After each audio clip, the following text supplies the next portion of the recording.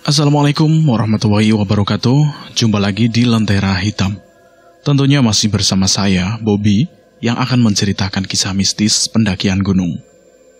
Pada kesempatan kali ini, saya akan menceritakan kisah mistis yang berjudul Pendakian Jalur Keramat. Cerita ini ditulis oleh Jagat. Aku tak paham kenapa ada banyak orang menghabiskan waktu dan uang, serta bersusah payah untuk singgah di suatu tempat yang disebut gunung. Tak jarang dari mereka pulang hanya tinggal nama, entah dalam keadaan hilang ataupun celaka selama berada di sana. Sebagai remaja, adrenalinku mudah terpacu untuk menerima tantangan apapun kecuali mendaki gunung. Iya, aku pernah berpikir bahwa itu adalah kegiatan konyol. Sampai suatu ketika, pemikiranku berubah.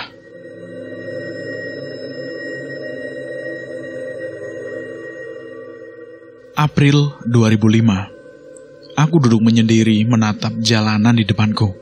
Hari itu kuliah sedang kosong. Beberapa teman kelas sudah terlebih dahulu pulang. Aku berjalan gontai menuju lobi. Sepertinya pikiranku saat itu sedang jenuh. Sebuah gitar usang kutimbang. Sesekali aku mainkan dawainya. Aku bersenandung kecil mengusir rasa bosan. Dari ujung lorong kampus, tampak beberapa mahasiswa berjalan ke arahku. Mereka adalah mahasiswa pecinta alam dari berbagai jurusan dan angkatan yang berada.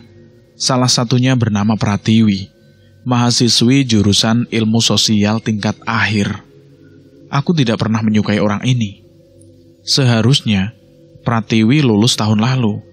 Tapi mungkin akibat bergaul dengan orang yang salah, dia mengurungkan niatnya menyelesaikan kuliah tepat waktu. Konyol kan? Hai, jagoan. Sapa Pratiwi sinis, diikuti gelak tawa mahasiswa lain yang bersamanya. Aku hanya tersenyum memandang segerombolan remaja yang telat nakal ini. Anehnya, justru Pratiwi berjalan mendekat, lalu duduk di sisiku. Jadi, apa kamu bersedia ikut kami mendaki pada akhir pekan nanti? Ucap Pratiwi sembari merampas gitar dari pangkuanku. Mendaki untuk apa? Kalian hanya buang-buang waktu. Gondrong doang, naik gunung takut. Ucap Pratiwi sore itu sungguh mengusik pikiranku. Rasanya ingin kusumpal saja mulutnya dengan lembaran kertas dalam tasku ini. Perseteruan aku dengan Pratiwi memang beralasan. Bermula saat aku baru menginjakkan kaki di kampus ini 3 tahun silam. Sebagai mahasiswa baru, dan Pratiwilah yang bertugas melakukannya pembinaan saat ospek. Perempuan bermata coklat itu berhasil mempermalukan di depan teman-teman seangkatanku. Sebagai imbas dari hal itu, aku pernah sekali bersikap usil padanya melalui pentas musik kampus yang aku selenggarakan. Akibatnya, perempuan berwajah sinis itu menangis, menahan malu di hadapan ratusan mahasiswa. Penyebabnya adalah ketika aku berhasil mengolok-olok putusnya hubungan Pratiwi dengan Rio, mahasiswa jurusan sastra di kampusku. Bisa dibilang itu adalah bibit perseteruan aku dengannya. Oh iya, perkenalkan, nama saya adalah Jagat, mahasiswa jurusan Visipol Ilmu Komunikasi. Aku adalah mahasiswa biasa, tak ada prestasi yang menonjol dari diriku, selain hanya gemar bermain musik, mengadakan event festival band kampus, atau melakukan pertunjukan kecil di kafe-kafe secara gratisan, alias tanpa dibayar.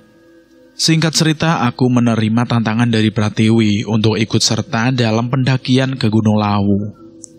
Aku tidak suka diremehkan, meski untuk mendaki gunung yang aku sendiri tidak memiliki keterampilan apapun terkait hal itu. Sebelum melakukan pendakian, persiapan dan pelatihan kecil dilakukan. Mereka orang-orang yang tergabung dalam himpunan mahasiswa pecinta alam lah yang memberi pelatihan itu, termasuk Pratiwi.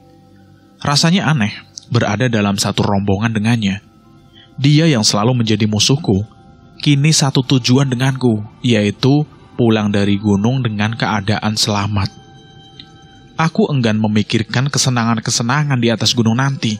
Yang aku pikirkan, bagaimana aku bisa pulang dengan nyawa tetap di ragaku. Berbagai mitos dan cerita seram telah aku dengar tentang pengalaman beberapa orang yang mendaki Gunung Lawu.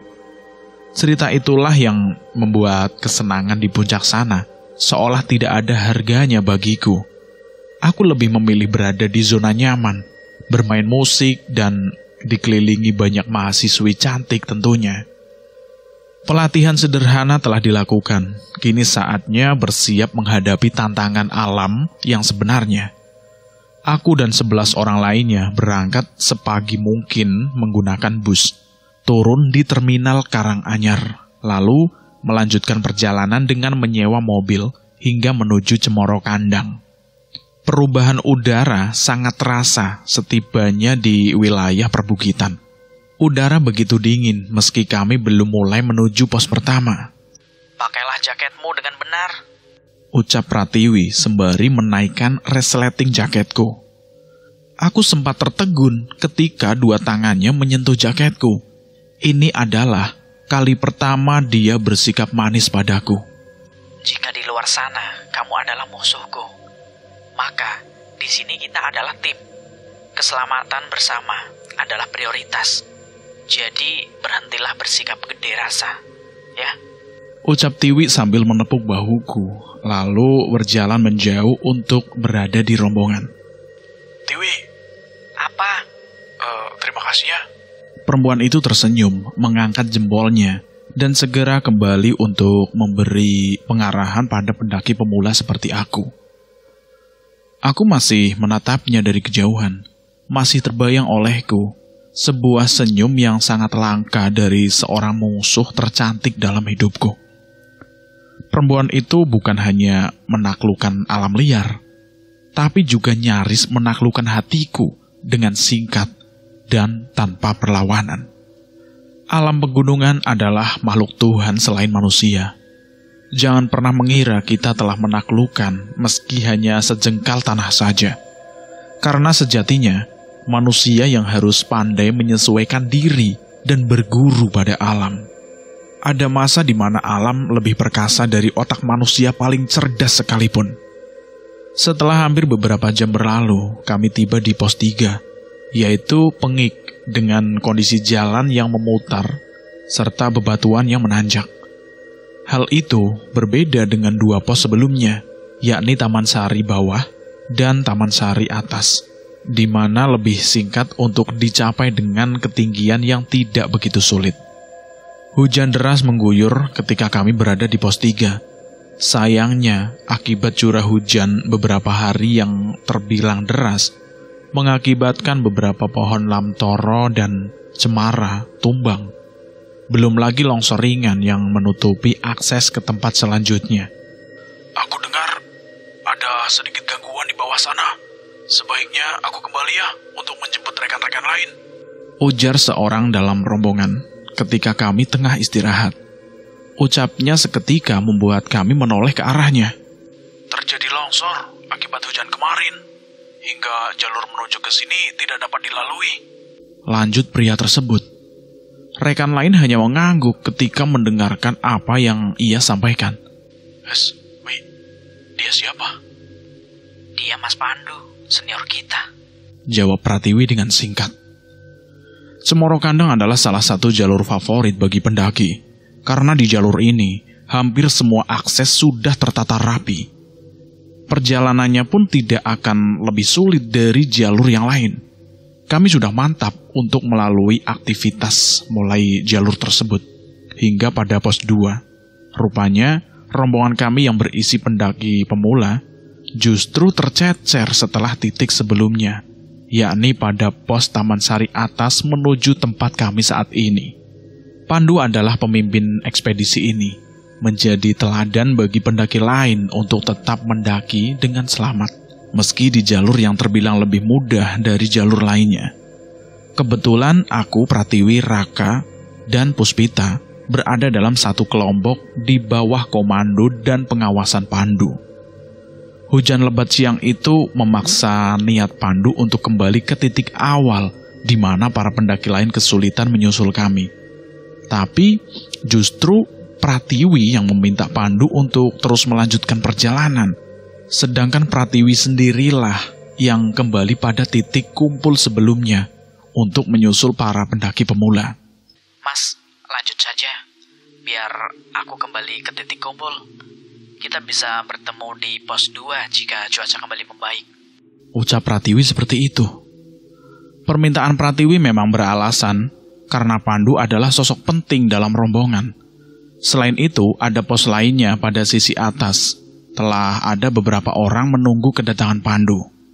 Aku ikut. Kamu bisa lebih awal jika bersama Mas Pandu. Sedangkan aku akan menyusul teman-teman yang masih ada di bawah. Mereka adalah pemula. Kami khawatir terjadi sesuatu saat ada badai. Aku ikut. Bagaimana kamu akan melintasi medan berat jika beban di punggungmu itu menghambatmu? Jadi biarkanlah aku sajalah yang membawa semua peralatan itu hingga kamu bisa mudah untuk menyusuri tebing. Pandu dan Pratiwi saling pandang. Terlihat mereka diskusi singkat, lalu Pratiwi kembali mendekat padaku.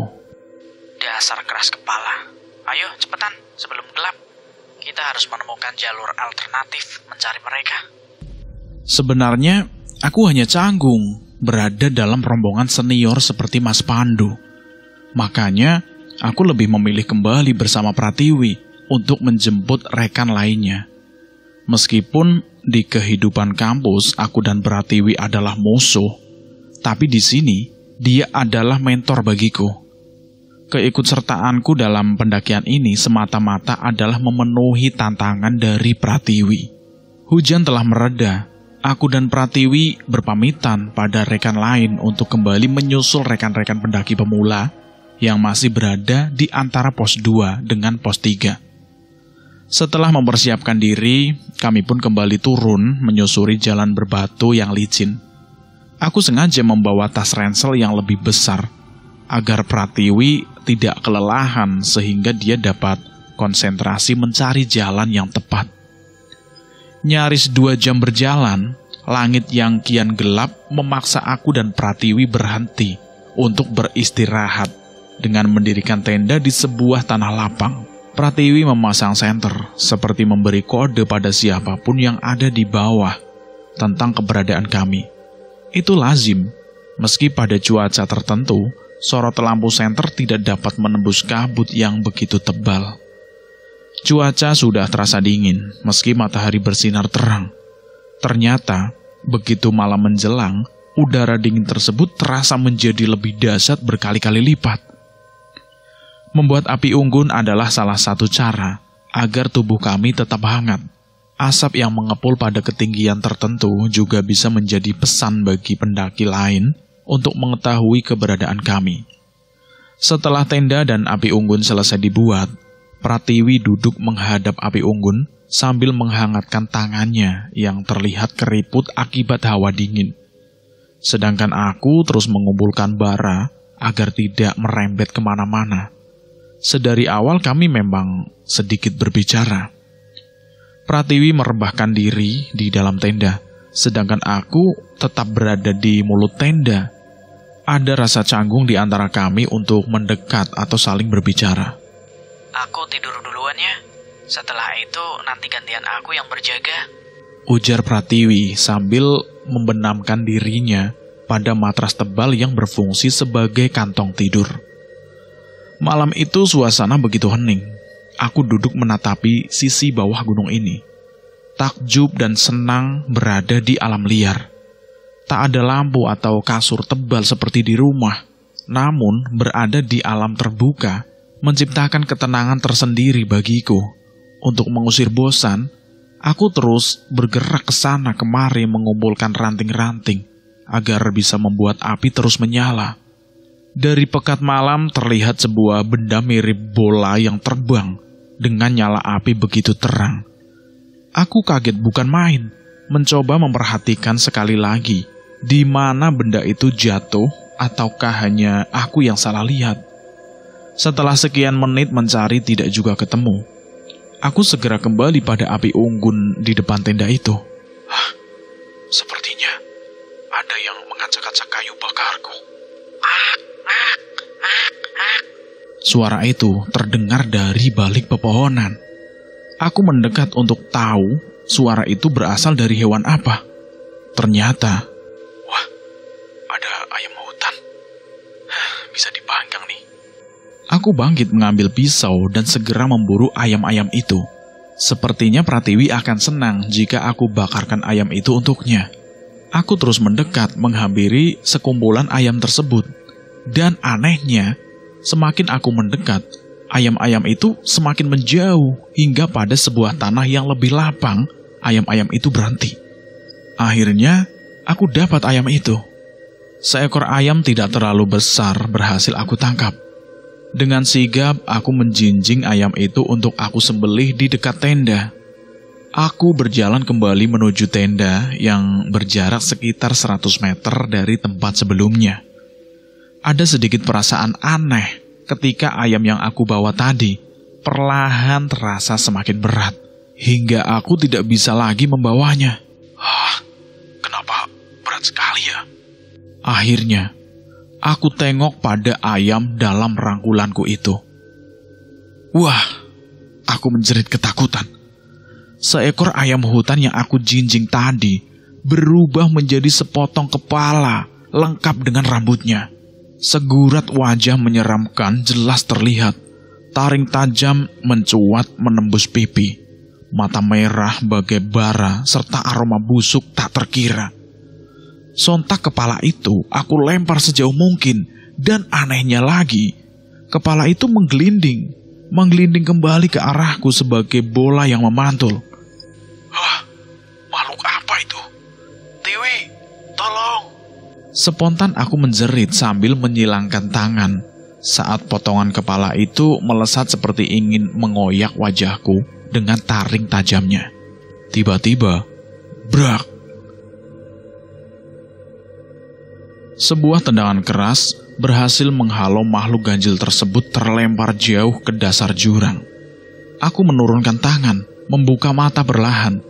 Seorang perempuan dengan hijab dan jaket berwarna krem berdiri membelakangiku. Tiwi. Aku memanggilnya. Perempuan itu menoleh, mengernyitkan dahi dan mengangkat bahu. Tiwi, hei, namaku Rinjani. Kamu baru saja mengusik salah satu makhluk penghuni gunung ini. Lain kali, hati-hatilah. Ucap perempuan berhijab tadi. Rinjani. Dari pintu tenda terlihat Pratiwi terbangun menyapa seorang yang sedang berdiri bersama aku. Aku masih tertegun dengan dua perempuan hebat di alam liar ini, Rinjani dan Pratiwi. Meski aku tidak begitu kenal, setidaknya reputasi mereka di dunia pendakian telah aku dengar sebelumnya. Dengan kedatangan Rinjani, kini aku dan Pratiwi lebih mantap untuk mencari teman-teman lain yang tersesat. Melihat keakraban Rinjani dan Pratiwi membuatku sedikit tenang berada di belantara lawu ini. Aku telah banyak mendengar tentang pendaki perempuan bernama Rinjani dari mulut mahasiswa yang tergabung dalam Mapala.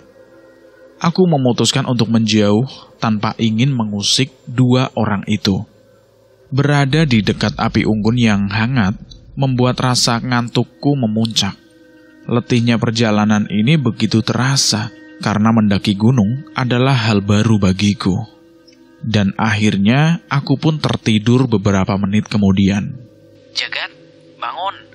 Pindah ke dalam tenda. Biar aku yang berjaga gantian. Aku membuka mata dan mendapati Pratiwi jongkok di hadapanku. Tangannya masih menarik-narik jaketku agar aku segera bangun. Aku bersandar pada sebatang pohon yang tumbang. Memandang sekitar tenda, lalu menatap heran Pratiwi yang tengah bersiap untuk berjaga. Rinjani di mana? Aku bertanya pada Pratiwi. Pratiwi menatapku heran. Dia mendekat seolah ingin agar aku mengulangi ucapanku. Rinjani. Pratiwi menyebut nama tersebut dengan mimik wajah yang bingung. Kamu menyebut Rinjani baru saja. Dari mana kamu tahu tentang dia? Ini apa-apaan? Bukannya kamu tadi ngobrol sama dia di situ? Apa, Jagat? Kita hanya berdua di tempat ini. Saat aku terbangun, aku melihat kamu itu tertidur dengan menjauh dari api unggun. Apa kamu bermimpi? Hah? Sumpah, Wi. Aku benar-benar melihat kamu dan perempuan bernama Rinjani itu. Dia berbicara denganmu. Aku kehabisan kata-kata untuk menjelaskan apa yang aku alami tadi. Aku diam, mencoba mengingat peristiwa yang terjadi sebelum aku tertidur tadi. Kini aku pun mulai ragu. Apakah aku tadi hanya bermimpi bahwa ada perempuan bernama Rinjani datang di kemah kami? Pratiwi yang melihatku seperti orang linglung mencoba menyadarkan aku. Sebuah gelas teh ia sodorkan, lalu duduk di hadapanku sambil membenahi bara api unggun yang mulai pudar. Pratiwi terdiam, ia menarik nafas panjang. Rinjani adalah perempuan hebat. Ia pendaki tangguh. Tapi 3 tahun silam, sebuah kebakaran hebat terjadi di hutan ini. Rinjani yang sedang membantu beberapa pendaki yang tersesat, justru terjebak dalam kobaran api. Jasadnya ditemukan dalam sebuah gua kecil di tepi jurang sisi timur gunung ini. Bahkan Rinjani tidak mengenalku. Karena semasa tragedi itu, aku adalah mahasiswi baru yang belum pernah mendaki gunung sama sekali. Pratiwi bercerita panjang lebar, menjelaskan tentang siapa sosok perempuan bernama Rinjani itu. Bulu kuduku meremang saat mendengar Pratiwi berbicara. Ada hal aneh yang aku alami. Belum ada 12 jam aku di sini, tapi sudah mengalami hal ganjil. Aku bangkit dan berjalan beberapa meter ke depan, menghela nafas. Kejadian tadi seperti benar-benar aku alami. Apakah ini yang aku temui baru saja adalah arwah Rinjani? Ataukah hawa dingin pegunungan inilah yang membuatku berhalusinasi? Pratiwi memintaku untuk tidur di dalam tenda, bergantian jaga dengannya, tapi aku menolaknya. Entah kenapa, sejak kejadian itu aku merasa amat cemas. Tiwi, aku menemanimu berjaga saja ya malam ini. Aku memiliki fobia tempat sempit. Jadi biarkan aku di sisi api unggun saja ya. Pratiwi menatapku dengan heran. Entahlah di alam liar ini aku nyaris kehilangan keberanianku. Rasa angkuh yang selama ini aku sandang mendadak luntur begitu saja di hadapan perempuan bernama Pratiwi. Aku hanya menyalakan rokok dan menyeduh kopi, berharap kepanikan tidak terus menyelimutiku. Pratiwi tersenyum redup. Dia mengambil beberapa sosis yang dia siapkan di tas untuk kami berdua makan. Banyak mitos tentang Gunung Lawu. Kita bukan satu-satunya makhluk Tuhan di tempat ini. Istirahatlah. Esok kita lanjutkan pencarian rekan lainnya. Jika boleh tahu, kenapa kamu gemar sekali mendaki gunung ini? Bukankah sebagai perempuan, kamu bisa menemukan hobi lain di luar sana? Aku bertanya pada Pratiwi, mencoba mengakrabkan diri. Pratiwi kembali memandang lekat ke arahku. Dia diam beberapa saat, tatapannya kosong menatap kobaran api unggun di depan kami. Namanya Anggoro, dia adalah kekasihku. Hubungan kami sudah sangat serius. 2 tahun lalu, kami mendaki bersama. Sayangnya dia tidak pernah kembali lagi. Hilang menyatu di belantara ini. Aku ingat satu pintanya, beberapa jam sebelum dia menghilang, agar sudi mengunjunginya lagi di gunung ini untuk mendoakan. Air mata Pratiwi perlahan menetes. Sesegera mungkin perempuan ini menghapusnya. Aku terlihat canggung, tak tahu harus apa. Aku hanya mengusap pundaknya dan mengucapkan bela sungkawa atas hilangnya sang kekasih Pratiwi yang sangat ia cintai. Pagi menjelang, aku membuka mata kala suara merdu burung-burung bernyanyi riang. Pratiwi yang sudah bangun sejak tadi nampak bugar. Wajahnya terlihat bersih seperti habis mandi. Pergilah sana cuci muka. Di balik batu itu ada mata air yang cukup untuk menyegarkan tubuh kamu. Pratiwi memberiku arahan sambil mengemas beberapa barang untuk dimasukkan kembali ke ranselnya. Aku bangkit dan menurut ucapannya, Sebuah mata air kecil memancar jernih. Tengah asik aku membersihkan diri, nampak tak jauh dariku sebuah benda berkelip menyilaukan mata.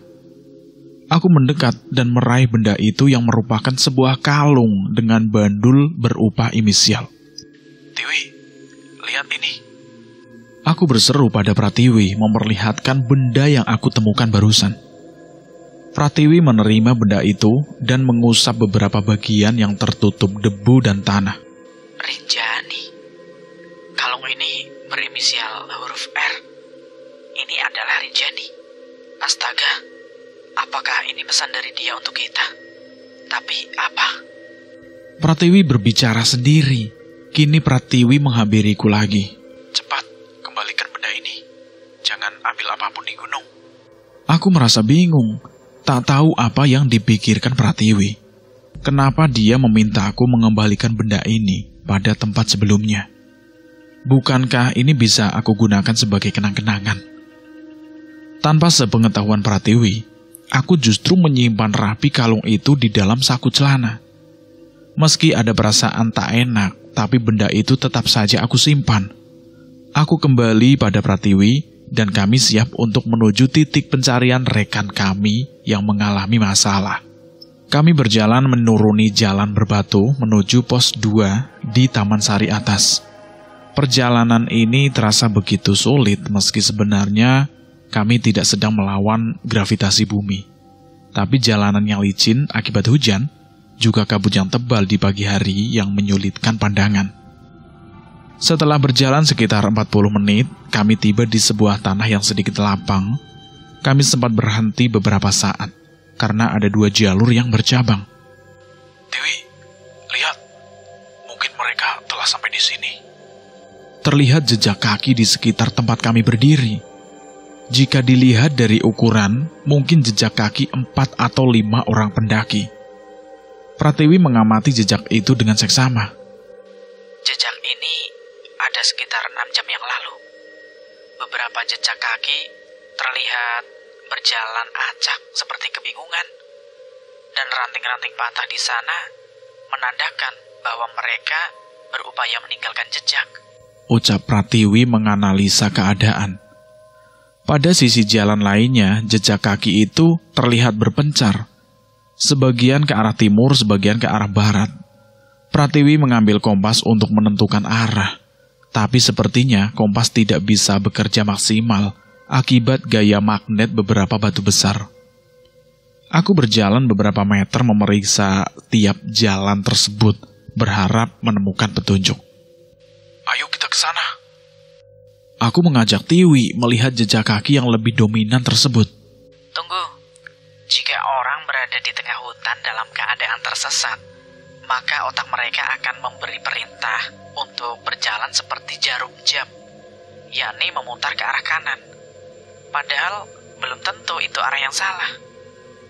Ada jurang terjal, juga resiko batu longsor yang hujan deras seperti ini. Mereka yang berjalan ke arah kiri, tak usah kita cemaskan, karena mereka berada di jalur yang tepat. Jika tak ada kendala, mereka yang berjalan di jalur kiri itu akan sampai di pos 3, di mana Mas Pandu dan kawan-kawannya berada itu. Ayo, kita sisir jalur yang menuju ke arah barat atau ke kanan ini. Dengan sangat mantap, Pratiwi mengucapkan seperti itu. Aku hanya bisa mengangguk. Meski bingung, Pratiwi terlihat mematahkan beberapa ranting kecil, lalu menjepitkannya pada dahan pohon di sisi jalan. Mereka akan melihat jejak ranting yang aku tinggalkan. Jika kita mengalami masalah, maka orang akan mudah menemukan kita. Mari kita ke sana. Lanjut Pratiwi sambil berjalan beberapa meter di atasku. Aku tertegun mendengar ucapan Pratiwi barusan. Masalah? Masalah apa ya? Aku bingung. Aku bertanya pada diriku sendiri. Pratiwi menoleh ke belakang. Dia tersenyum dan memberi semangat agar tidak menyerah. Tolong! Tolong! Jeritan terdengar menggema di pepohonan besar di sisi gunung. Wih, kamu dengar itu? Ada yang minta tolong. Pratiwi berhenti sejenak. Dia menunggu suara itu muncul. Tolong! Jeritan panjang terdengar untuk kedua kalinya. Tiwi, apa yang akan kita lakukan? Mereka butuh pertolongan. Jalan terus, jangan terkecoh. Tetap perhatikan langkahmu. Ucap Pratiwi seraya tetap berlalu. Beberapa menit kemudian kami berhenti di sebuah cekungan batu. Pratiwi nampak duduk dan meminum bekal air yang ada pada ranselnya. Jangan terkecoh pada apapun. Misi kita adalah mencari rekan kita yang tersesat.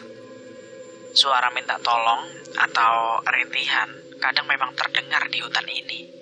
Abaikan saja hingga kita benar-benar yakin sumber suaranya. Kami berjalan nyaris 3 jam tanpa menemukan petunjuk apapun terkait keberadaan teman kami lainnya. Waktu menunjukkan sekitar pukul 5 sore. Kami memutuskan untuk berhenti. Kabut tebal di ujung sana bisa amat menyesatkan. Pratiwi meletakkan beberapa barang ke tanah. Dia amati tempat kami berhenti untuk meyakinkan kami akan aman. Pratiwi mendekat pada sebuah akar kayu raksasa yang berongga. Kita bermalam di sini. Cekungan ini akan menghambat halimun pada malam hari. Jadi tubuh kita tetap aman. Udara yang dingin bisa sangat berbahaya bagi pernafasan. Kami tidak mendirikan tenda, karena rongga akar kayu yang menjorok ke tanah ini cukup untuk kami berdua beristirahat nantinya. Hal itu cukup beralasan karena jika terjadi longsor, maka pohon ini akan menghambat benturan benda dari atas, seperti batu kecil atau tanah. Pohon ini terlihat besar.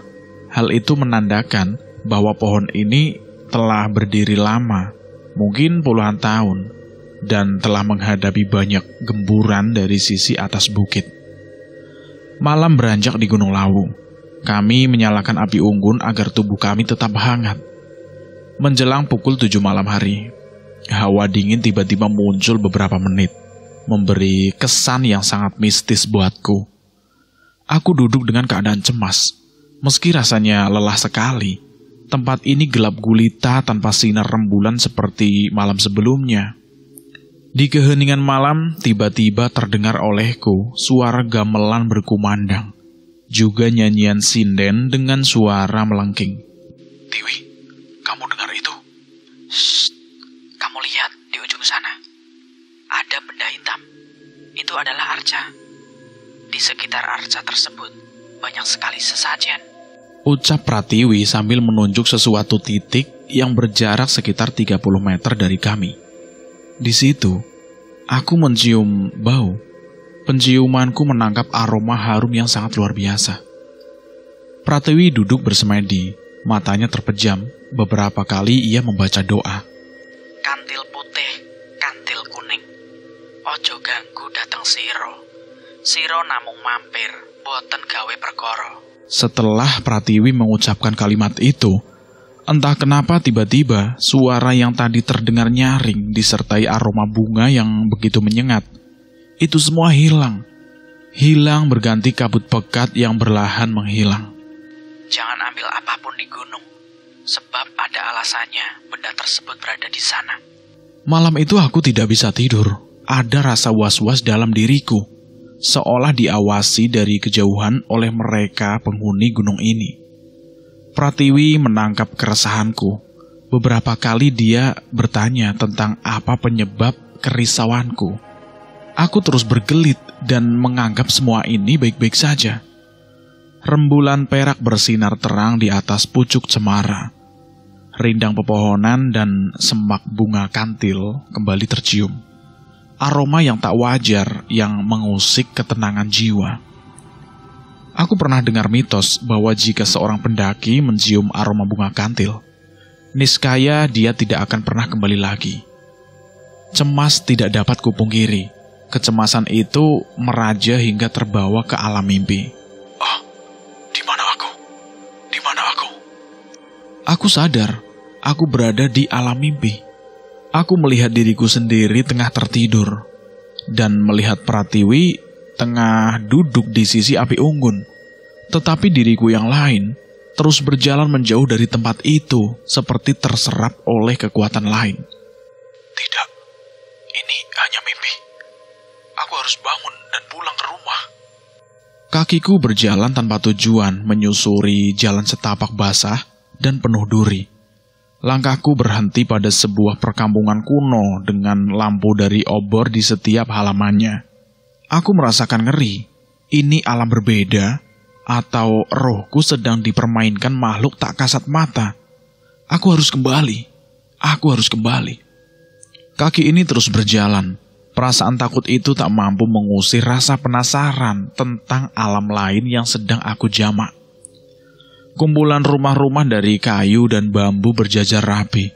Aku terus menyusuri rumah demi rumah yang aku singgahi, berharap ada seorang yang bisa aku tanya tentang apa yang aku alami. Tepat di tengah kampung, aku melihat sekumpulan bocah sedang bermain riang di tengah halaman sebuah rumah yang terlihat megah dari rumah lain. Hanya anak-anak, tak ada orang dewasa sejauh ini. Aku mengintip dari balik sebuah dahan besar. Sekumpulan anak yang asik bermain dan bersenandung riang. Sluku-sluku bato ela elo, Sri Rama menyang Solo, leo-le payang muda, mak jendit lolo loba, wong mati ora obah, yen obah medeni bocah, yen urip golek duit. Bulu kuduku meremang. Bocah-bocah itu terus bernyanyi. Salah satu dari mereka mengetahui keberadaanku, lalu mengajak aku menari bersama mereka. Aku menolak, tapi justru puluhan anak-anak lain menarikku, hingga aku tak bisa lagi menolaknya. Sekali lagi mereka bersenandung, aku dibiarkan duduk di tengah tempat mereka. Suara riang anak-anak itu justru membuat rasa takutku bertambah. Wajah-wajah lucu itu perlahan berubah menjadi pucat. Mata mereka terlihat membesar 2 kali lipat ukuran semula, dengan bola mata berwarna merah. Jari-jari mereka tumbuh kuku hitam dan panjang, seperti siap mengoyak tubuhku. Astagfirullahaladzim. Di saat rasa takut memuncak, tiba-tiba dalam rumah kuno itu muncul seorang perempuan dengan dandanan ala keraton. Rambutnya terurai hingga ujung rambut nyaris menyentuh tanah. Meski wajahnya cantik, tapi aura mistis sangat kuat menyelimuti makhluk tersebut. Dalam satu jentikan jari, bocah-bocah yang tadi mengelilingiku langsung membubarkan diri. Perempuan itu mendekatiku dengan sorot mata redup. Semakin ia berjalan dekat, semakin kuat pula aroma kembang kantil tercium olehku. Wilujeng rawuh kisana, nami kula Dewi Kantil Kuning. Dipun utus kalian Kanjeng Ratu Mahyang Purbaningrum kangge jemput panjenengan dadosaken abdi kraton. Perempuan itu berucap lembut. Bahasa Jawa halus terucap lirih dari bibirnya, meski matanya tak lepas menatapku. Tubuhku terasa beku, kakiku tidak mampu bergerak. Entah kenapa, tiba-tiba tubuhku ambruk dan hanya bertumpu pada 2 lututku.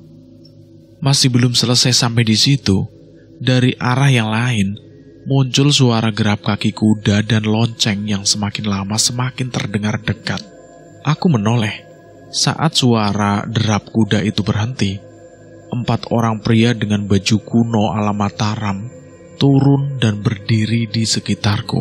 Ayo, bocah iki gowo ning alun-alun kraton. Gulune dipancong kanggo persembahan. Tanganku tiba-tiba ditarik paksa, lalu ikatkan tubuhku pada satu pelana kuda. Setelah tubuhku berada di atas kuda, kuda-kuda itu lalu melesat cepat. Pasukan berkuda itu membawaku di sebuah alun-alun, dalam keadaan pekat dan hanya diterangi ratusan obor. Bisa aku lihat bahwa alun-alun itu dipenuhi banyak orang. Mereka bersorak girang saat tubuhku dipaksa turun dan diarak menuju pusat alun-alun. Tanpa menunggu lama, 2 orang berpakaian hitam memaksa aku bersimpuh dengan kepala tertunduk. Sementara kedua tanganku diikat di belakang.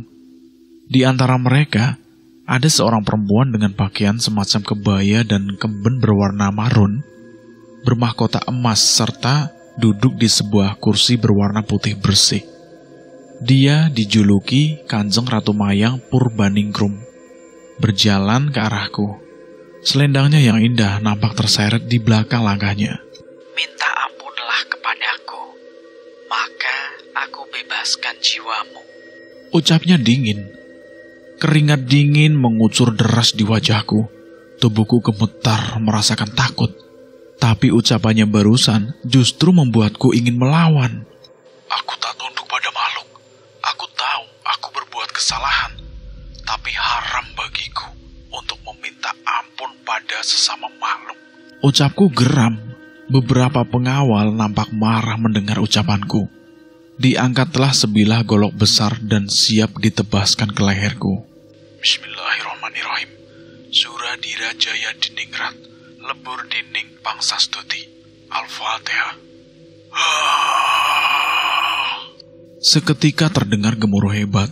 Tubuhku terpental, seperti terserap menjadi serpihan kertas yang membumbung tinggi ke udara. Jagat, bangunlah, bangun. Sayup-sayup terdengar suara seorang perempuan meratap.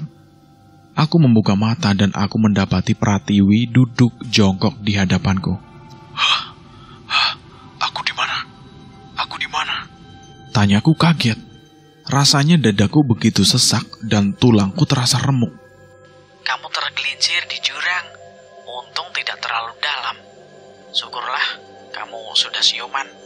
Aku sembrono. Aku memakan sesajen di dekat tenda tempat kita berhenti sebelumnya. Dan aku mengambil kalung milik Rinjani. Aku duduk bersandar. Tubuhku masih sulit aku gerakan. Aku coba mengingat apa yang aku lakukan sebelum seperti ini. Tidak apa-apa. Yang penting kamu sudah sadar. Mari, aku bawa kamu menuju tenda. Pratiwi berusaha mengangkat tubuhku dan memapahnya menuju tenda tempat kami beristirahat. Tubuhku tergolek lemah. Beberapa bagian tubuhku memar akibat terperosok ke jurang. Aku masih mengingat mimpi itu terasa sangat nyata. Kedatanganku ke gunung ini telah membawaku pada pengalaman yang tak terduga. Pratiwi duduk di sampingku. Beberapa kali ia terlihat membubuhkan kencur yang sudah ditumpuk. Ada rasa bersalah dalam diriku yang baru saja aku sadari. Dia yang selalu menjadi musuhku, kini adalah yang merawatku. Mungkin aku berhutang budi padanya. Wi, maafkan aku ya. Seharusnya kita udah berada di puncak bersama Mas Pandu. Jika saja aku tidak menghambat perjalananmu. Pratiwi menghentikan tangannya yang tengah mengusap memar pada lenganku. Dia diam dan memandang wajahku dengan redup. Puncak Lawu ini hanyalah hamparan lapang di mana kita bisa melihat betapa kecilnya sesuatu di bawah sana. Berada di puncak sangatlah penting. Tetapi lebih penting lagi tetap pulang dengan kondisi selamat bersama tim. Aku minta maaf juga untuk sebuah kesalahan di masa lalu. Ketika aku mengolok-olokmu di pentas musik. Sebenarnya... Apa? Katakan. Aku menyukaimu. Entah kenapa, aku tiba-tiba saja merasa konyol setelah berucap demikian. Pratiwi menarik tangannya dari lenganku, wajahnya memerah. Seumur hidup aku hanya mengenal pria 2 kali. Dan kamu adalah yang ketiga. Sangat sulit bagiku untuk memaafkan kamu saat itu. Tak ada jalan lain agar kita bisa berdamai, melainkan pada kesempatan seperti ini. Aku bukan perempuan yang mudah jatuh hati, tapi juga bukan perempuan yang bisa menahan diri untuk membohongi perasaan bahwa aku telah jatuh hati pada pria aku sepertimu. Sejak pentas itu, kamu telah membuat air mataku tertumpah sia-sia. Maka kamulah yang harus menghapusnya. Pratiwi memalingkan wajah. Wajahnya murung. Hembusan angin pagi itu membuat rambut Pratiwi berkibar. Sesaat ia merasa canggung. Jadi, kita sudahi perseteruan ini. Pratiwi hanya mengangguk. Dia melempar senyum tipis ke arahku, lalu berakhir dengan sebuah cubitan di lenganku. Pratiwi masih mengelum senyum. Perempuan tangguh ini sekali lagi memandangku dengan wajah memerah. Kita sudahi pembicaraan soal perasaan. Saat ini kita fokus untuk mencari teman yang tersesat, atau bahkan kita sendiri yang tengah tersesat. Aku memutuskan untuk meletakkan benda milik Rinjani yang aku temukan sebelumnya. Sebaiknya memang benda itu berada di tempat ini, sebagai saksi bahwa ada perempuan hebat yang mengorbankan nyawa demi menyelamatkan pendaki lain. Aku kira mendaki itu mudah. Ternyata ini lebih sulit dari yang aku bayangkan. Perjalananku seharusnya memakan waktu maksimal itu 6 jam, waktu normal, hingga pos 3. Tapi nyatanya, aku malah menghabiskan waktu nyaris 3 hari hanya untuk sampai di Taman Sari Atas. Aku beruntung karena ada Pratiwi yang menemaniku. Ia pandai meramu obat, memilah mana tumbuhan yang baik karena sebagian tumbuhan itu memiliki getah yang bisa menimbulkan gatal atau bahkan beracun. Kami sudah kehabisan bekal sehari lalu, tapi ternyata Pratiwi dengan cerdas mampu mencari dan mengolah umbi-umbian serta beberapa buah-buahan untuk kami makan. Kemampuan bertahan hidup di alam bebas tak lagi diragukan. Ternyata aku salah selama ini. Dia yang aku anggap sebagai mahasiswi tak berprestasi, hura-hura, dan tidak memiliki masa depan, ternyata adalah pendaki handal. Pratiwi tak hanya mendaki gunung untuk sebuah kesenangan, tetapi ia bekerja untuk sebuah lembaga konservasi alam dengan penghasilan lumayan. Aku masih duduk bersandar pada dahan, sementara Pratiwi sedari tadi sibuk mengumpulkan sampah-sampah yang berserakan, sisa dari pendaki yang singgah. Beberapa botol plastik, bungkus mie instan, bahkan kondom bekas ditemukan. Tanpa lelah ia punguti itu semua satu persatu, dikumpulkan dan dibakar. Baginya, sampah adalah sebuah ancaman. Seperti diketahui bahwa sampah plastik bisa bertahan hingga ratusan tahun. Apabila menumpuk dan terserap ke dalam tanah pegunungan, akan mengakibatkan longsor. Gunung Lawu adalah sebuah gunung vulkanik yang terletak di 2 provinsi.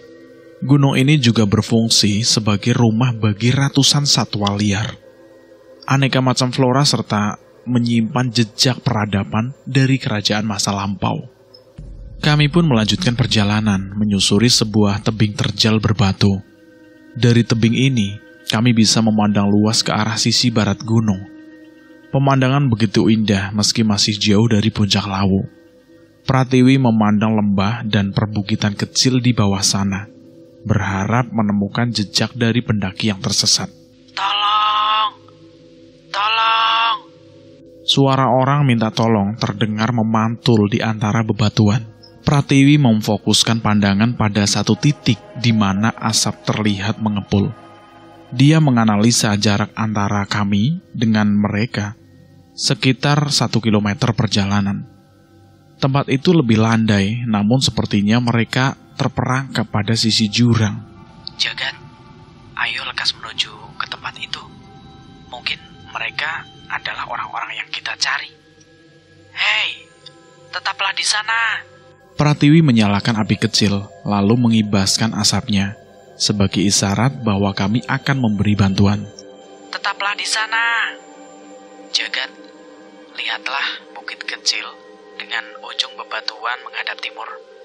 Fokuskan pandanganmu ke sana sebagai penanda agar kita tidak melenceng jauh. Tolong!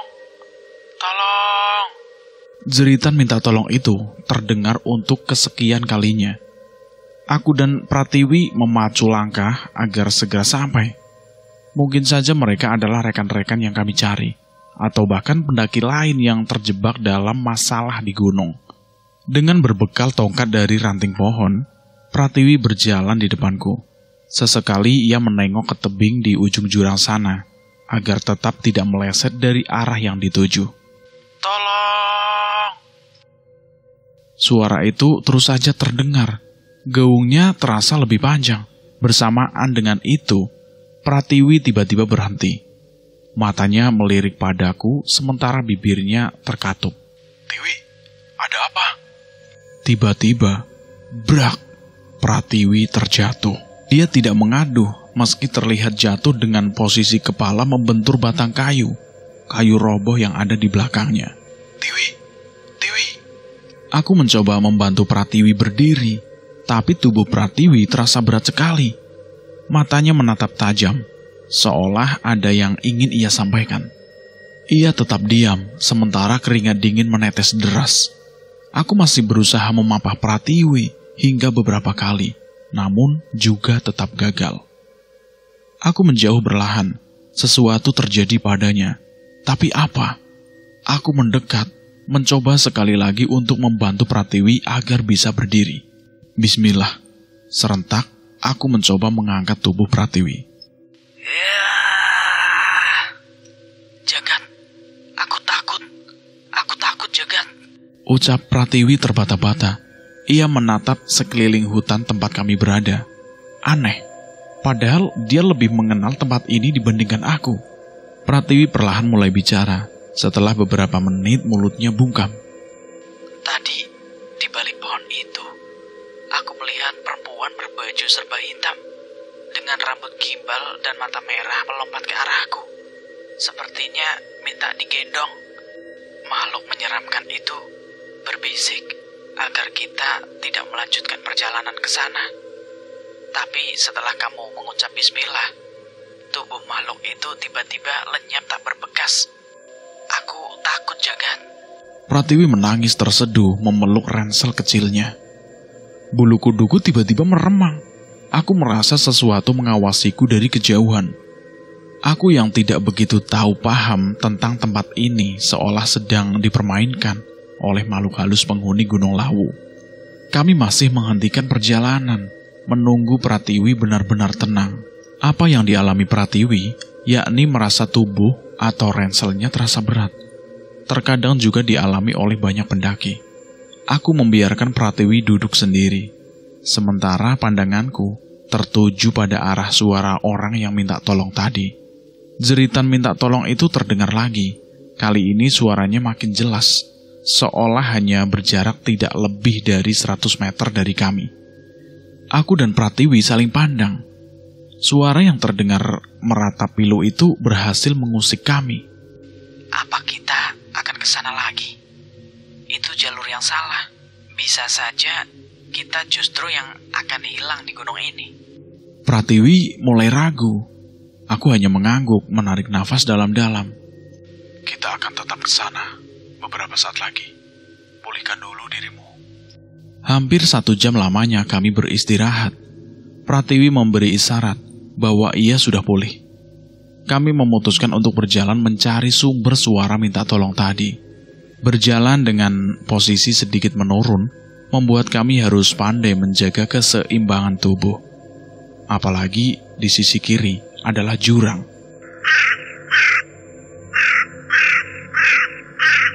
Seekor burung gagak terbang di antara pohon cemara, lalu hinggap di ranting kecil di hadapan kami.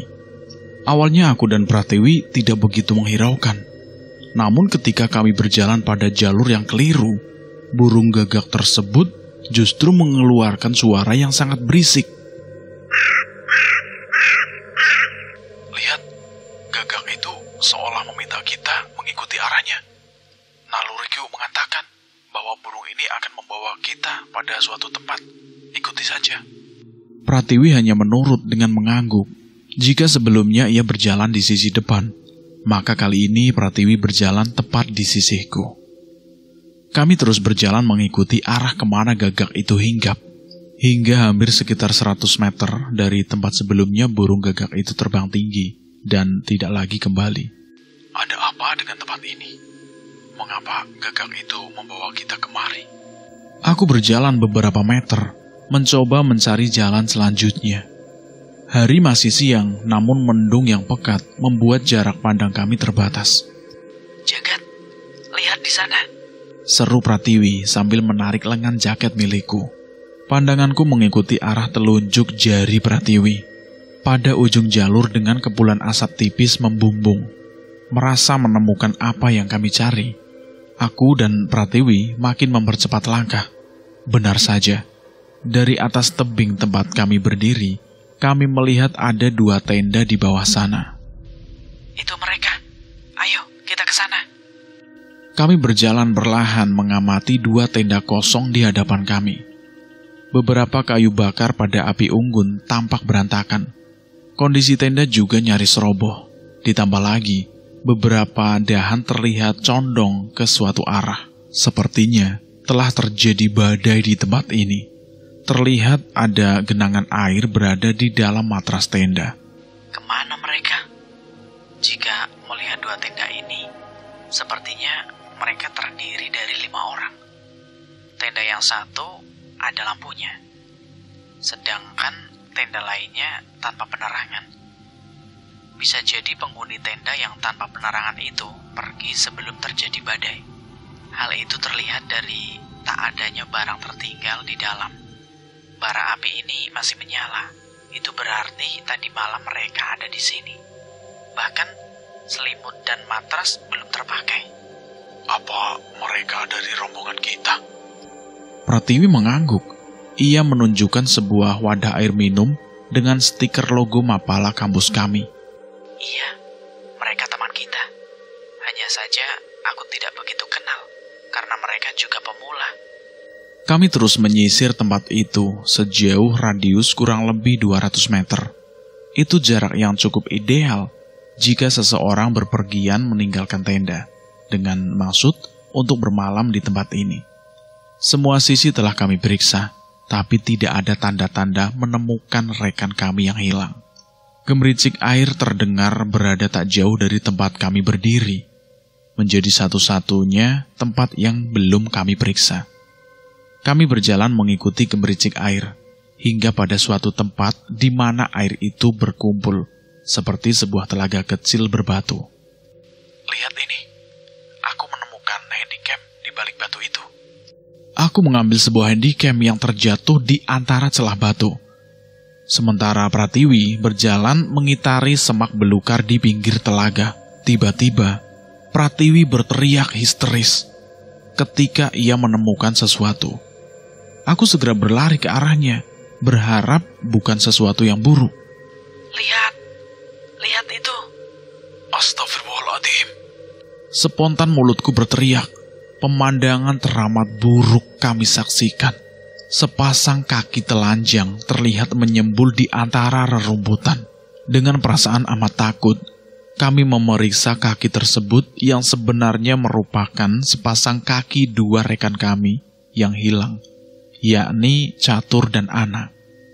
Tubuh mereka telanjang bulat, kaku tak bernyawa, serta mata terbelalak. Pratiwi berjalan menjauh. Ia hampir muntah. Aku yang sedari tadi memegang handycam yang kami temukan, mencoba menyalakan, agar bisa tahu apa yang terjadi. Apakah mungkin suara minta tolong tadi berasal dari mereka? Atau justru merupakan suara dari alam lain, agar kami bisa sampai kemari? Aku berucap dalam hati. Handycam berhasil menyala. Dalam tampilan layarnya, terdapat beberapa orang, sebut saja Catur, Ana, Eva, Dimas, dan Bahtiar. Mereka adalah pendaki pemula. Di beberapa bagian video itu, terlihat terjadi cekcok hingga mengakibatkan Eva, Dimas, dan Bahtiar pergi mencari jalur lain. Sedangkan Ana dan Catur memilih untuk berkemah. Pada bagian akhir video, terlihat salah satu seorang di antaranya mencoba merekam adegan bercinta antara Catur dan Ana. Tapi adegan seks itu berhenti ketika saat Ana berteriak histeris. Pada detik-detik terakhir, fokus kamera blur lalu padam. Jejak waktu pada rekaman terakhir menunjukkan pukul 8 malam. Lokasi telaga yang sedikit terbuka memungkinkan mereka memperoleh sinar rembulan yang cukup untuk lebih leluasa, tanpa penerangan lain. Kematian mereka secara medis bisa jadi akibat hipotermia. Tapi bagiku, ini adalah akibat ulah mereka sendiri yang sembrono di gunung ini. Kini aku tahu apa yang harus kita lakukan pada 2 mayat rekan kita. Sebaiknya menunggu kita keluar dari tempat ini untuk meminta pertimbangan rekan pendaki senior. Malam itu kami kembali ke tenda yang ditinggalkan oleh Ana dan Catur. Kami telah letih seolah perjalanan memutari gunung-gunung ini. Masih ada 3 rekan kami pendaki pemula lain yang belum jelas nasibnya. Bahkan kami sendiri pun masih berusaha untuk mencari jalur agar bisa keluar dari tempat ini dengan selamat. Kami berencana menginap di tenda bekas peninggalan Catur dan Ana karena hari telah gelap dan cuaca begitu mendung. Pratiwi segera berbaring dan meringkuk di dalam tenda. Terlihat ia begitu lelah hingga dalam hitungan detik ia telah tidur. Buliran air menetes pelan, menitik pada wajah Ayu Pratiwi yang tertidur tak jauh dariku. Dengan sebuah handuk aku mendekat, bermaksud menyeka buliran air yang turun akibat embun di luar tadi. Pelan dan perlahan, aku mengamati wajah Ayu perempuan pemberani ini. Dia begitu cantik. Dia bukan perempuan manja yang menghabiskan waktu untuk bersenang-senang, seperti perempuan lain seusianya. Jagat, Gumamnya lirih. Ia terbangun dan memegang jemariku yang tengah menyeka wajahnya. Aku segera menarik lenganku. Sungguh malu tidak terduga. Mungkin saat ini dia mengira aku mengambil kesempatan dalam kesempitan. Maaf, Vi. tidak. Justru aku yang berterima kasih. Ucap Pratiwi sembari jemarinya menahan tanganku agar tidak lepas dari pipinya. Lanjutkan istirahatmu, biar aku yang berjaga. Aku sambil menempatkan sebuah kantong tidur untuk menyelimutinya. Lalu aku bangkit mencari beberapa ranting kering untuk membuat api unggun. Udara malam itu begitu dingin. Terlebih posisi kami yang berada di sisi sebuah tebing membuat hembusan angin terasa begitu kuat. Tiba-tiba, srek, srek, srek, terdengar gerap langkah kaki berjalan cepat. Sempat aku lihat seseorang berlalu menerobos semak belukar di ujung sana. Dari pakaiannya sepertinya ia juga seorang pendaki. Woi, tunggu! Aku berteriak. Orang itu menoleh, namun tetap berjalan menjauh, membuatku bergerak cepat mencoba mencari keberadaannya. Astaga, kabut ini begitu tebal. Pandanganku terganggu. Aku bergumam ketika berusaha menembus kabut tebal di hadapanku. Aku terus berjalan, bahkan mungkin sepertinya aku telah berjalan jauh dari tenda tempat Pratiwi berada. Tiba-tiba, suara dentuman terdengar membahana. Aku memutuskan untuk berhenti mencari orang tadi. Jagat, tolong! Suara jeritan terdengar memecah hening malam. Itu suara Pratiwi. Aku segera berlari menuju arah suara itu. Perasaan begitu cemas dan was-was jika sesuatu yang buruk terjadi padanya. Dari kejauhan terlihat kobaran api membuat kecurigaanku semakin membesar. Pratiwi! Pratiwi! Takut dan kalut menjadi satu saat melihat kobaran api itu berasal dari tenda tempat Pratiwi tidur tadi. Api tersebut bertambah besar. Asapnya membumbung tinggi hingga meskipun dalam keadaan gelap, aku masih bisa melihat dengan jelas. Aku seketika berteriak. Sebuah tangan memegang bahuku dari belakang. Jagat, Rupanya, Pratiwi yang menyentuh bahuku barusan. Wajahnya terlihat kusam dengan bekas asap atau abu mengotori jaketnya. Jagat, aku takut seseorang membakar tenda ini. Pratiwi menangis sesegukan. Dia memeluk erat tubuhku. Nafasnya masih tersengal. Aku melepaskan pelukan Pratiwi saat ia mulai tenang. Aku dan Pratiwi duduk pada sebuah lempeng batu, mengamati sedikit demi sedikit tenda yang kami tempati menjadi abu. Kami tetap berusaha menjaga adab, meski tak seorang pun mengetahui keberadaan kami. Sebab kami begitu khawatir jika sesuatu yang lebih buruk terjadi kepada kami. Ayo kita lanjutkan. Sebaiknya kita berjalan lewat jalan itu. Sore tadi, jalan itu terlihat lebih aman dari jalur yang satunya. Ketika kami mulai cukup tenaga untuk melanjutkan perjalanan, Pratiwi mengangguk. Dia tetap berjalan di sisiku. Sebagaimanapun tangguhnya di alam liar, dia tetap perempuan yang terkadang butuh sandaran. Tolong! Tolong! Baru saja beberapa langkah kami beranjak, jeritan misterius kembali terdengar. Aku dan Pratiwi saling pandang, tapi kali ini kami mengabaikan jeritan itu. Tak lama berselang muncul suara aneh lainnya, seperti sekumpulan anak kecil sedang bermain, atau suara perempuan dewasa sedang bersenandung.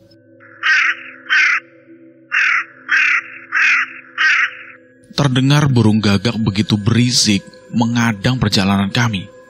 Seekor gagak dengan ukuran sedang berhenti tepat di tengah jalan. Gagak itulah yang menunjukkan kami pada tempat ini, hingga kami menemukan mayat 2 rekan kami. Aku mulai khawatir bertemu makhluk bersayap ini. Ada perasaan tak nyaman kembali muncul di benakku. Pada mitos lainnya, ada pula burung jalak yang suka menampakkan diri pada pendaki yang tersesat. Burung jalak tersebut muncul seolah membimbing untuk tiba di puncak dengan selamat. Makhluk tersebut menurut mitos disebut Kiai Jalak. Dahulu merupakan pengikut setia Prabu Brawijaya V, Muspro. Meninggal dengan cara menghilang dan menjadi abadi di Gunung Lawu. Gagak itu kembali berisik. Dia bertengger pada dahan di sebuah jurang.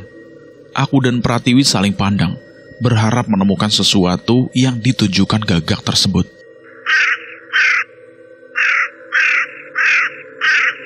Suara gagak itu terdengar lebih panjang. Pratiwi menjerit. Dia merasakan menginjak sesuatu yang lunak seperti perut manusia. Pratiwi terjatuh dan mengengsot mundur. Di hadapannya terbujur mayat pendaki tak dikenal. Beberapa bagian tubuhnya terlihat terjebak lumpur. Namun anehnya, mata mayat itu terbelalak lebar ke arah sesuatu. Sepertinya dia mati ketakutan. Di tengah kepanikan, terdengar kembali gerap langkah kaki seperti menerobos semak belukar. Serak, serak, serak. Kami tidak tahu itu orang atau makhluk penghuni gunung. Dia berlari begitu cepat menjauh dari kami. Cepat, ayo ikuti dia. Aku seraya menarik tangan Pratiwi untuk mengikuti suara tadi. Kami berlari sekuat mungkin mengikuti langkah orang yang berpakaian seperti pendaki itu. Tapi beberapa kali kami berteriak, orang itu hanya diam. Justru ia semakin mempercepat langkahnya. Rasanya aneh. Sudah hampir 3 orang kami temui di hutan ini. Namun sepertinya mereka menghilang begitu cepat. Atau mungkin kami yang terlalu lambat. Ada apa dengan orang-orang itu? Entah sudah berapa jauh perjalanan kami dari titik sebelumnya. Malam kian larut dan dinginnya makin terasa. Pratiwi memperlambat langkahnya. Ia menengok kiri dan kanan seperti mencari tempat berlindung. Bibir perempuan berwajah ayu ini terkatup. Tangannya disilangkan di antara dada menahan dingin yang teramat sangat. Pada ketinggian ini, kami nyaris tidak membawa perbekalan sama sekali. Tas ransel besar yang sebelumnya aku bawa sudah ikut terbakar bersama tenda di bawah sana. Kini hanya tersisa ransel kecil milik Pratiwi, berisi panci ukuran kecil, botol logam berisi minyak jelantah, lampu senter otomatis, serta 2 lembar kaos miliknya. Dengan beban yang berkurang, kami bisa lebih leluasa untuk bergeraklah, meskipun jalanan terlihat terjal menanjak. Di sebuah tikungan jalan, tubuhku menabrak seseorang. Brak! Pratiwi meringsut mundur. Aku kaget. Bahkan seketika itu, orang yang bertabrakan denganku segera bangkit mencengkram seperti hendak mencekik. Aku panik dan coba berontak, sementara Pratiwi bersembunyi di balik punggungku. Hening kami saling pandang. Seseorang yang mencengkram melepaskan pegangannya dan menatap tajam ke arahku. Jagat, Kak Pratiwi. Aku dan Pratiwi memandang 2 orang tersebut, mengamati dengan seksama di tengah gulitanan pekat ini. Eva, Dimas, benarkah? Apa aku salah lihat? Entahlah, ini sangat aneh. Namun, kami senang akhirnya bertemu rekan kami, pendaki pemula lainnya. Merekalah alasanku, dan Pratiwi rela menyusul ke tempat terasing seperti ini. Kami melepas rindu, sekian hari terpisah dan saling mengkhawatirkan satu sama lain. Hingga beberapa menit kemudian, kami memutuskan untuk melanjutkan perjalanan bersama. Bahtiar hilang, kami kehilangan jejaknya. Ujar Eva tertunduk. Sudahlah, untuk sementara, kita fokuskan mencari jalan keluar dulu. Jika aku tak salah, kita akan tiba di suatu tempat di mana menjadi pos pendaki lain. Kami berjalan sekian menit lamanya menyusuri semak belukar hingga tiba di sebuah padang savana yang cukup luas. Di tempat terbuka akan lebih mudah bagi pendaki lain melihat keberadaan kami. Kami beristirahat dengan berbagi tempat untuk 4 orang. Rasa letih kian tak terkira. Hanya berada di satu tenda yang sama, kami lepaskan lelah selama perjalanan. Kami berempat tertidur pulas beberapa jam hingga sesuatu yang gaduh terdengar di luar tenda. Dimas terlihat berinteraksi dengan seseorang. Aku yang sedari tadi mengamati dari kejauhan mendekati Dimas. Tumbas nopo, Den? Ucap perempuan yang tengah sibuk membungkus sesuatu. Sepertinya dia sedang berjualan. Den atau Aden adalah sapaan seseorang yang bermaksud memberi penghormatan kepada lawan bicara. Tumbas sate 3 malih dibungkus ke, Bu. Jawab Dimas seraya memberikan selembar uang pada perempuan itu. Aku masih berdiri mematung. Padang savana tempat kami beristirahat menjadi begitu ramai para pedagang. Terlihat beberapa orang hilir mudik menawarkan dagangannya. Juga beberapa orang terlihat sibuk berbelanja di pasar dadakan itu. Aku memperhatikan Dimas. Ia sedang lahap menyantap sate, lalu menyodorkan 3 bungkus padaku, agar aku bawa ke tenda untuk kami makan. Tiwi, Eva, ayo bangun. Kita makan-makan dulu. Aku membangunkan 2 temanku yang masih pulas tertidur. Pratiwi membuka mata. Ia menatapku. Makan? Tiwi bertanya. Ia terlihat mengernyitkan dahi ketika melihat apa yang aku bawa. Bukan sate, melainkan 3 ekor kodok hidup berukuran lumayan besar. Hah? Kok bisa? Aku terkejut. Sontak aku melemparkan kodok-kodok itu keluar tenda. Aku mengucek-ucek mata berharap aku tidak salah lihat. Tapi tadi beneran sate. Dimas membelikan untuk kita.